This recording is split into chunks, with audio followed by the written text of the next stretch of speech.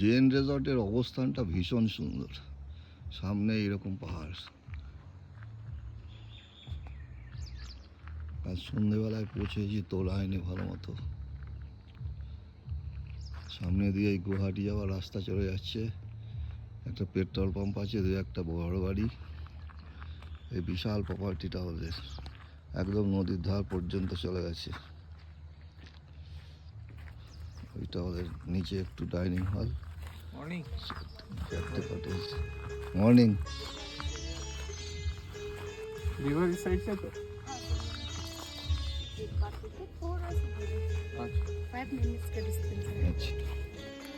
নদীর দিকে যাচ্ছি আমরা, নদীর আওয়াজ শোনা যাচ্ছে।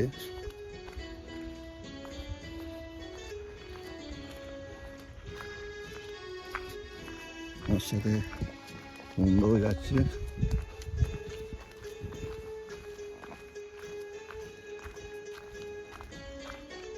ভীষণ সুন্দর জায়গা, মন ভরে যাবে। এরা আরো এক্সটেনশন করছে, কাজ চলছে একদম নদীর ধার পর্যন্ত। প্রপার্টি যাতে বাড়িয়ে আনবে, বিশাল প্রপার্টি।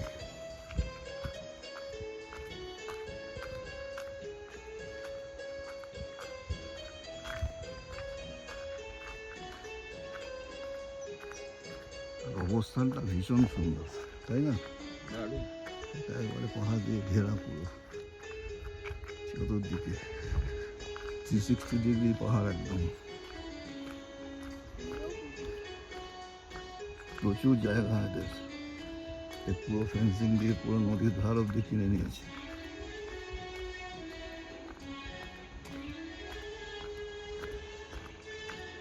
যত এগোচ্ছি নদীর আওয়াজটা তো শোনা যাচ্ছে।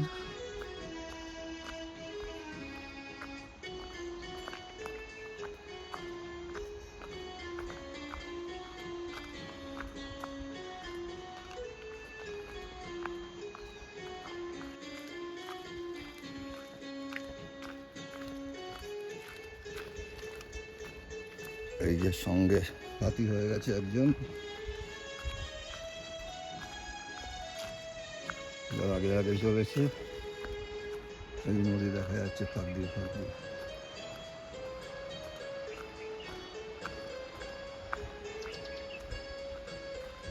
সকালবেলায় 8 ডিগ্রি তাপমাত্রা, কিন্তু ঠান্ডাটা বেশ আরাম লাগছে।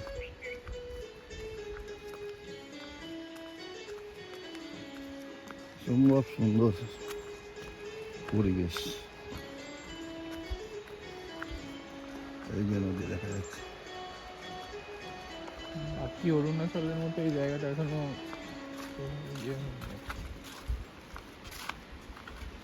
শেরগাঁওটা এখনো বাকি অরুণাচলের মতো এখনো বেশ ফাঁকা ফাঁকা, এখনো ভালো আছে, এখনো ভার্জিন বলা যায়।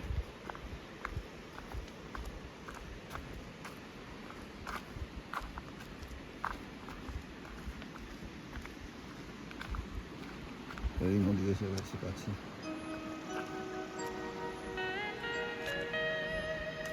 দেখি আরো কাছে যাওয়া যায় নাকি।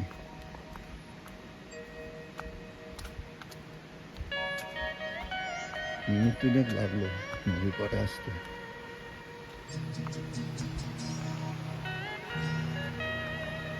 নদীর কলতান শুনতে ভীষণ ভালো লাগে, চমকপ্রদ, ভীষণ সুন্দর। মানে আরো একদিন থাকতে পারলে ভালো হচ্ছে। তবে উন্নয়নের কাজ চলছে, এরপর হয়তো আরো কত বাড়ি হয়ে যাবে, কত হোটেল হয়ে যাবে। এই নদীর পাড় তখন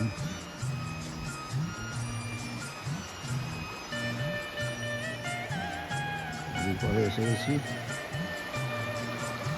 কি সুন্দর, তখন ঘুরিয়ে যাবে, মন ভরে যাবে, শান্তি শান্তি।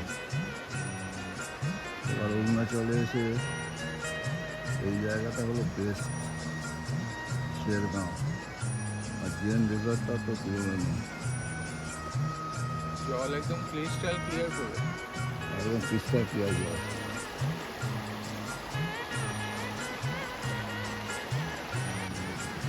এখানে সব যারা উন্নয়নের কাজকর্ম করছে তারা থাকে, সব বাসন কোসন আগুন সব কাজে বেরিয়ে গেছে, মনে হয় অনেক তাবু রয়েছে একদম নদীর পাড়ে চলে এসেছে। এখানটা এরকম করে আসতে আমার মনে হচ্ছে মাছ ফাছ আছে, মাছগুলো ওখানে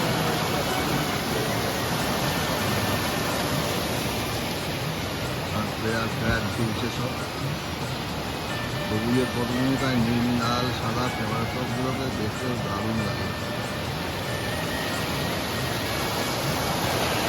এখানে খানিকটা বাঁধ দেওয়া আছে, হয়তো মাছগুলো এখানে এসে আটকায়, মাছ ধরে।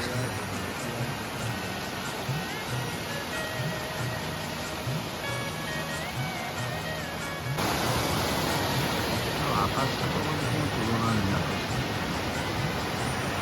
অদ্ভুত সুন্দর আকাশ, দারুণ। এই অনুভূতি অনেক দিন থেকে যাবে, এই স্মৃতি অনেক দিন থেকে যাবে মনে হয়।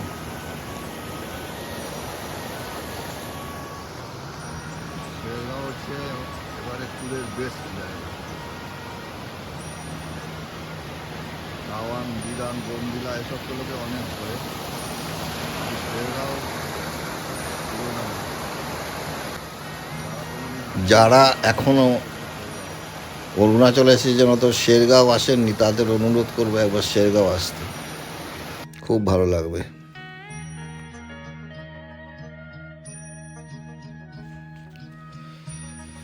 প্রকৃতি এখানে নিজেকে উজাড় করে দিয়েছে, অপূর্ব সুন্দর প্রকৃতি, যেদিকে তাকাবেন চোখ মন শান্তি পাবে, শান্তি পাবে, একদম পরম শান্তি।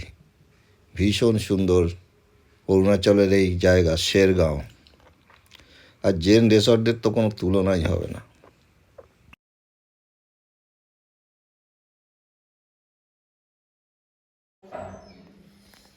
ব্রেকফাস্টে আলু পরোটা, রুটি, সবজি আর ডিম সেদ্ধ, না ডিমের পোচ, পৌঁছে সবই আছে। বাড়ছে সব সবজি।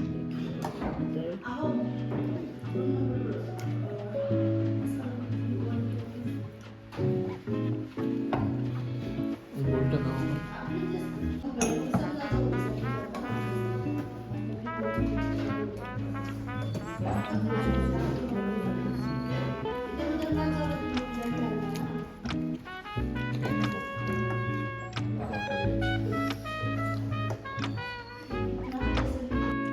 লনে রোদের মধ্যে বসে চা খাওয়ার মজাই আলাদা। পিসি আর মেয়েকেও পরে নদীর ধারে নিয়ে গেছিলাম। ফিরে যাচ্ছি গুয়াহাটি।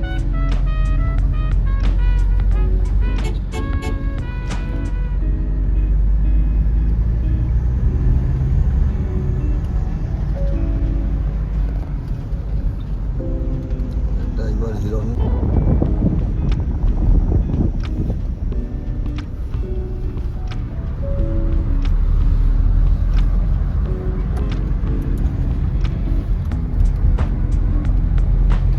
শেরগাঁও হয়ে গুয়াহাটি যাওয়ার রাস্তাটা এক কথায় অনবদ্য, যেমন চওড়া তেমনি সুন্দর, একদম আনকোলা নতুন রাস্তা হয়েছে বলে মনে হচ্ছে।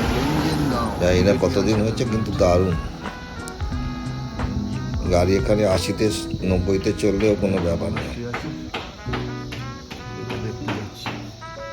গাই টু মানুষ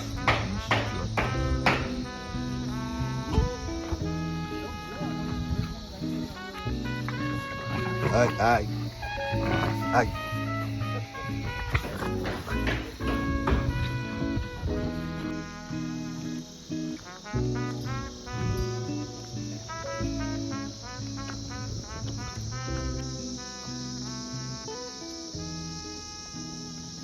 মনাস্ট্রি বন্ধ,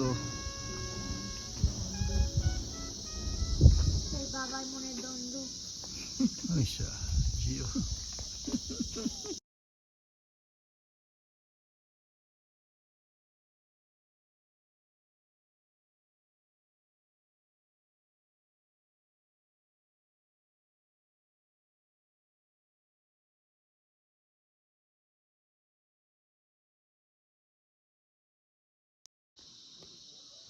এটা একটা টিবেটান সেটেলমেন্ট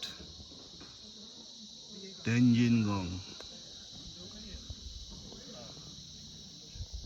সব তিব্বতীরা দাঁড়ায় আমার সাথে যখন এসেছিল, ভারত সরকার এরকম অনেক সেটেলমেন্ট বানিয়ে দিয়েছিল, এটা সেরকম একটা জায়গা।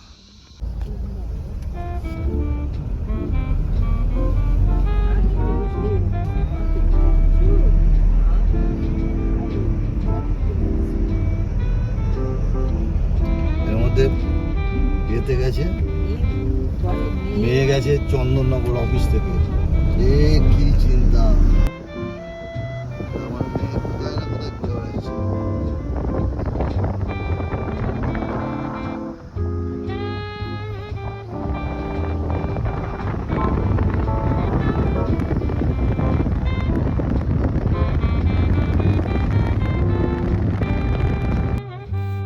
অনেক অনেক নিচে নেমে এসেছি, এখন আর অত ঠান্ডা লাগছে না। একটা নদী যাচ্ছে পাশ দিয়ে।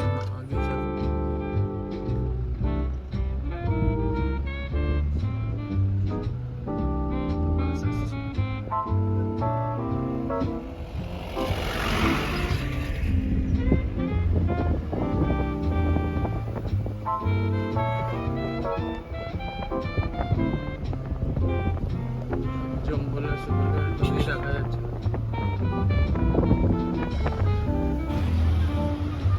ভৈরবকুণ্ড ব্রিজ, ওইদিকে ভুটান পাহাড়, একটা হাইডাল প্রজেক্ট আছে,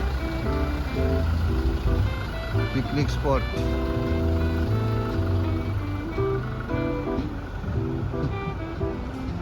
জায়গাটার নাম হচ্ছে ভৈরবকুণ্ড। হাইডাল প্রজেক্টের কোথায়? হ্যাঁ? না, আমি বলছি হাইডাল প্রজেক্টের যে লক গেট কোথায়? লক গেটই তো নেই আমাদের মনে ছিল। ভুটান, এটা একটা ভারত ভুটান সীমান্ত আসামের। এই যে গেট দেখা যাচ্ছে, এই যে আমরা ভুটানের রাজা রানীর ছবির সামনে বসে এরা ছবি তুলেছে। ভুটানের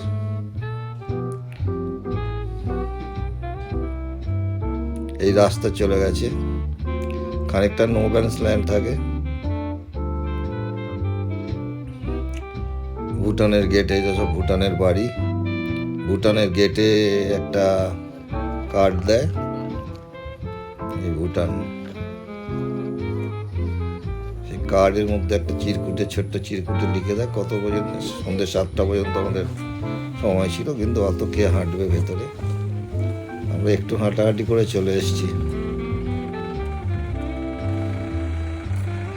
ভুটান, এটা ভুটানের জায়গা, জমত সংখ্যা,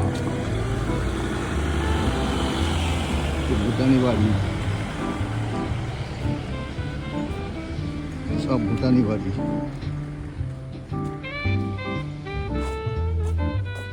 একটা রেস্টুরেন্ট, কিন্তু রেস্টুরেন্টে খালি মদ বিক্রি হয়। ধামালা রেস্টুরেন্ট, জমত সংখ্যা, ভুটান।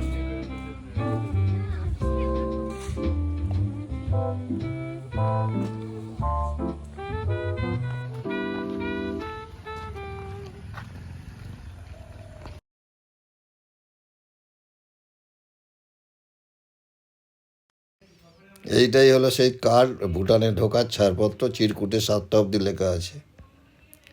এই হলো ভুটান গেট। এটা আসাম ভৈরবকুণ্ড, ভারতের দিকে। এখানে চা খেলাম।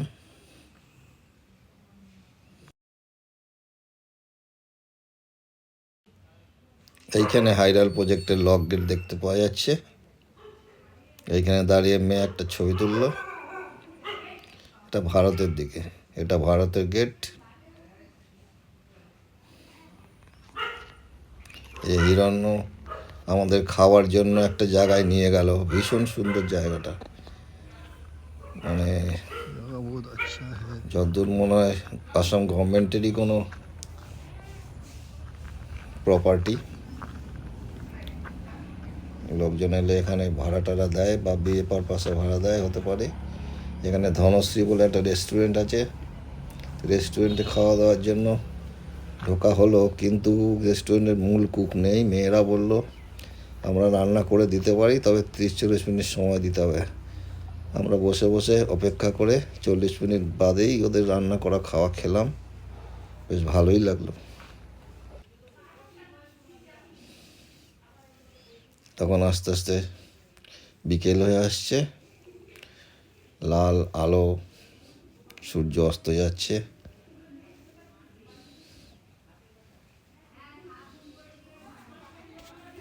মেয়ে অনেক ছবি তুলেছে ওখানে, খুব সুন্দর জায়গাটা।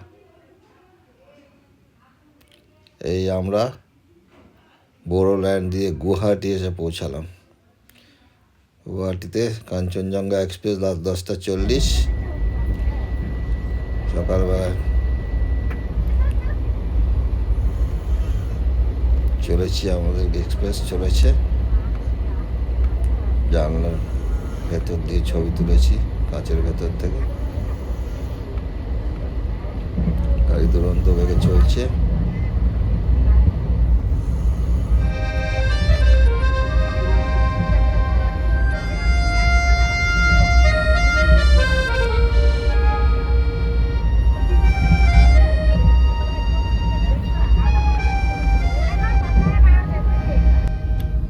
ও বাবা,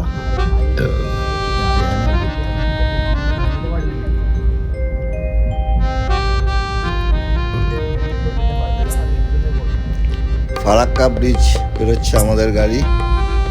ফারাক্কা ব্রিজ বেশিরভাগ সময় রাত্রিবেলা পেরোনো হয়ে যায়, দেখা হয় না।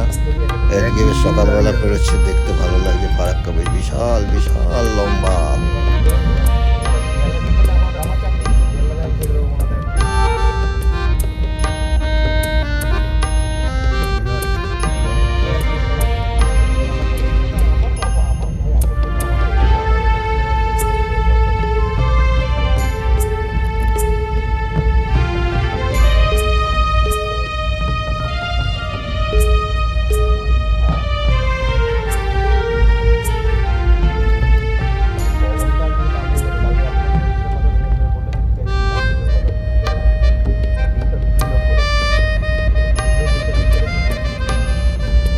আমরা দক্ষিণেশ্বরে নামবো, শিয়ালদা অব্দি যাবো না।